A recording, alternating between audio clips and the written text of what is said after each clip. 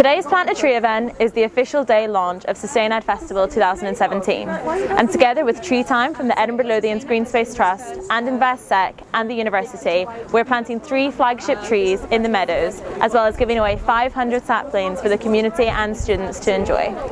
It's great to be here in the meadows with Edinburgh University Students Association, which they are celebrating their festival environment this weekend, and it's great to see trees being planted, which is great for the environment. The number of trees in Edinburgh is quite significant, and lots of people aren't aware that there's over 640,000 trees in Edinburgh, and we're losing about 2,000 trees each year.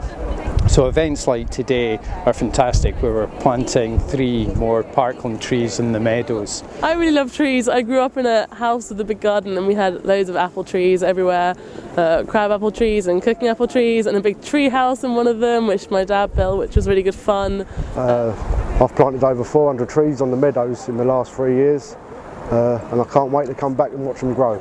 So in Scotland you would traditionally plant a rowan tree by your door, well actually by the gate to your house, and this is to stop the witches from coming onto your land. And another thing that you could do to help ward away evil spirits was you could use the berries from the rowan tree, which are very red, and you would string them in a thread and you would hang this in your door, again to stop the evil spirits. So when I was born and when both my brothers were born, my dad planted a tree for each of us in the garden at home, and now every time I go home I like to see how far the tree's grown.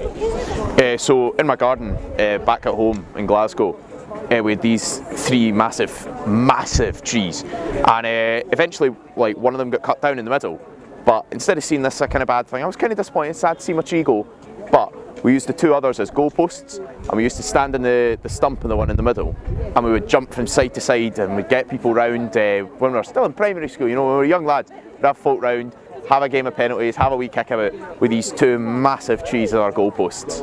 I suppose it first goes back to when I was a young kid. I had an absolute obsession with conkers. We played it at school in the playground on a daily basis, and if you had the best conker and if you won at the conker championship, you were the guy at school.